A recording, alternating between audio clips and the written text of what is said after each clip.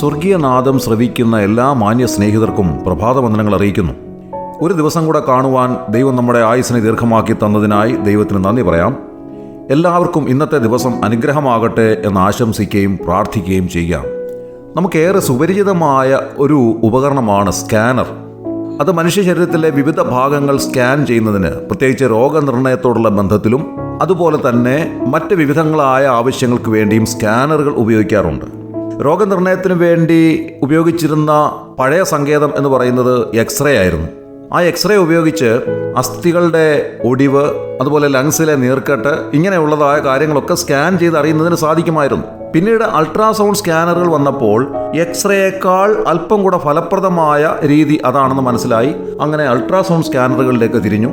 അതിനെ തുടർന്ന് വീണ്ടും ഹൈലി അഡ്വാൻസ്ഡ് ആയിട്ടുള്ള CT സ്കാനറുകൾ, MRI സ്കാനറുകൾ, അങ്ങനെ വിവിധങ്ങളായ ഉപകരണങ്ങൾ ഉപയോഗിക്കുവാനായി തുടങ്ങി.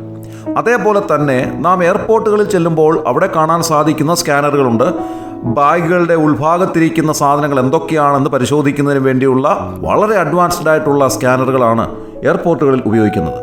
ഇതിൻ്റെയൊക്കെ ആവശ്യം എന്താണെന്ന് ചോദിച്ചാൽ, പുറമേ കാണാൻ സാധിക്കാത്ത കാര്യങ്ങൾ, ഒരുപക്ഷെ ശരീരത്തിൻ്റെ ഉള്ളിലിരിക്കുന്നതായ വിവിധ അവയവങ്ങളുടെ സ്ഥാനം, അതിൻ്റെ തകരാറുകൾ ഒക്കെ കണ്ടുപിടിക്കുന്ന ഉപകരണമാണല്ലോ സ്കാനറുകൾ.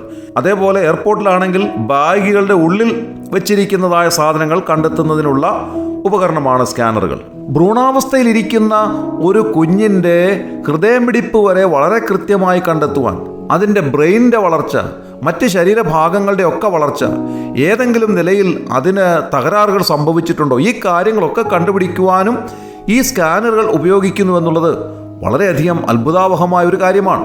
നമ്മുടെ ബാഹ്യമായ നേത്രങ്ങൾ കൊണ്ട് കണ്ടെത്തുവാൻ സാധ്യമല്ലാത്ത അത്ര നിഗൂഢമായിട്ടുള്ള കാര്യങ്ങൾ വരെ അനായാസേന കണ്ടുപിടിക്കുവാൻ സാധിക്കുന്ന ഉപകരണങ്ങളാണല്ലോ ഈ സ്കാനറുകൾ.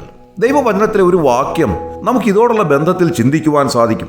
വലിയവനായ ദൈവം ശമൂവേൽ പ്രവാചകനോട് അരുളി ചെയ്യുന്നതായ കാര്യമാണത്. ശമൂവേലിന്റെ 1-ാം പുസ്തകം 16-ാം അധ്യായം 7-ാം വാക്യത്തിന്റെ അവസാന ഭാഗത്തിൽ നാം ഇങ്ങനെ വായിക്കുന്നു: മനുഷ്യൻ കണ്ണിന് കാണുന്നത് നോക്കുന്നു, യഹോവയോ ഹൃദയത്തെ നോക്കുന്നു എന്ന് അരുളി ചെയ്തു.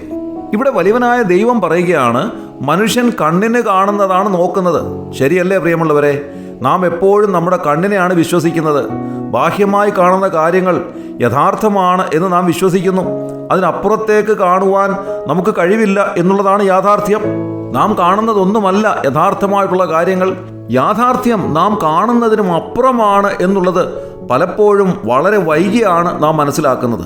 നാം ഒരു വ്യക്തിയെ നോക്കുമ്പോൾ അദ്ദേഹത്തിൻ്റെ ബാഹ്യമായ കാര്യങ്ങളാണ് ശ്രദ്ധിക്കാറുള്ളത്. അദ്ദേഹത്തിൻ്റെ വേഷവിധാനങ്ങൾ, അദ്ദേഹത്തിൻ്റെ സ്വഭാവങ്ങൾ, അദ്ദേഹത്തിൻ്റെ രീതികൾ, ഇതൊക്കെ നാം ശ്രദ്ധിക്കാറുണ്ട്. എന്നാൽ വലിയവനായ ദൈവം ശമൂവേൽ പ്രവാചകനോട് പറയുന്നത്, മനുഷ്യൻ കണ്ണിന് കാണുന്നത് നോക്കുന്നു, യഹോവയോ ഹൃദയത്തെ നോക്കുന്നു എന്നുള്ളതാണ്. 139-ാം സങ്കീർത്തനത്തിലും നാം ഇതേ കാര്യം വായിക്കുന്നുണ്ട്. അവിടെ സങ്കീർത്തനക്കാരൻ രേഖപ്പെടുത്തിയിരിക്കുന്നത്, നാം ഇരിക്കുന്നതും എഴുന്നേൽക്കുന്നതും ദൈവം അറിയുന്നു എന്നുള്ളതാണ്. നമ്മുടെ നടപ്പും കിടപ്പും അവിടുന്ന് ശോധന ചെയ്യുന്നു എന്നും എഴുതിയിരിക്കുന്നു. മാത്രവുമല്ല, അവിടുന്ന് നമ്മുടെ നിരൂപണം ദൂരത്ത് നിന്ന് ഗ്രഹിക്കുന്നു. നമ്മുടെ ഹൃദയത്തിലെ എല്ലാ ചിന്തകളും വളരെ കൃത്യമായി വലിയവനായ ദൈവം കാണുന്നു, അറിയുന്നു. നാം ഒരുപക്ഷെ കണ്ണിന് കാണുന്നത് നോക്കുമ്പോൾ യഹോവയായ ദൈവം നമ്മുടെ ഹൃദയത്തിൻ്റെ ആഴത്തിലേക്ക് നോക്കുകയാണ്. നമ്മുടെ ചിന്തകളെപ്പോലും അവിടുന്ന് കാണുകയാണ്. അത്രമാത്രം നമ്മെ കൃത്യമായി അറിയുന്ന മറ്റാരുമില്ല എന്ന് കാണുവാൻ സാധിക്കും. ഇന്ന് രാവിലെ നമ്മുടെ ഹൃദയത്തിൻ്റെ ആഴത്തിലേക്ക് വലിയവനായ ദൈവം നോക്കുമ്പോൾ ആ ഹൃദയത്തിൽ കർത്താവിന് സ്ഥാനമുണ്ടോ എന്നുള്ളതാണ് ദൈവം ആരായുന്നത്. നാം ഈ ലോകത്തിൽ എന്തെല്ലാം നേടിയാലും, വളരെ വലിയ മോടിയിലും ധാടിയിലും ഒക്കെ നാം ജീവിച്ചിരുന്നാലും അതൊന്നുമല്ല വാസ്തവത്തിൽ നമ്മുടെ ആത്മാവിന് ആവശ്യമായിട്ടുള്ളത്. അതിനാവശ്യം മോക്ഷം പ്രാപിക്കുക എന്നുള്ളതാണ്. അതിനുള്ള ഏക വഴി കർത്താവായ യേശുക്രിസ്തു മാത്രമാണ്. നമ്മുടെ ഹൃദയത്തിൻ്റെ ആഴത്തിൽ കർത്താവായ യേശുക്രിസ്തുവിനെ രക്ഷിതാവും കർത്താവുമായി സ്വീകരിക്കുന്നുവെങ്കിൽ നമ്മുടെ ആത്മാക്കൾക്ക് നിത്യജീവൻ ലഭിക്കുന്നു. അങ്ങനെ രക്ഷിക്കപ്പെടുന്നവർ ദൈവമക്കളായി നിത്യത മുഴുവനും കർത്താവിനോട് കൂടെ വാഴുന്നു.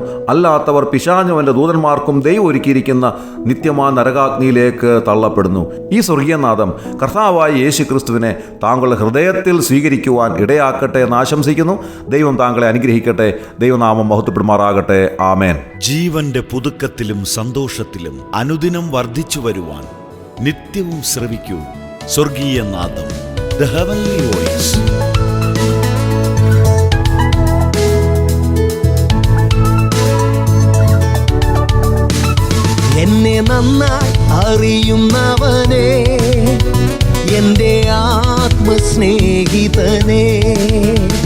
എനിക്കായി കുരിശിൽ മരിച്ച, എനിക്കായി തൻ ജീവൻ നൽകിയ, എന്നെ നന്നായി അറിയുന്നവനെ, എൻ്റെ ആത്മസ്നേഹിതനെ, എനിക്കായി കുരിശിൽ മരിച്ച, എനിക്കായി തൻ ജീവൻ നൽകിയ, നീയല്ലോ എൻ ദൈവം, നീയല്ലോ എൻ പാറ, നീയല്ലോ എൻ അഭയസ്ഥാനം, നീയല്ലോ എൻ ദൈവം, നീയല്ലോ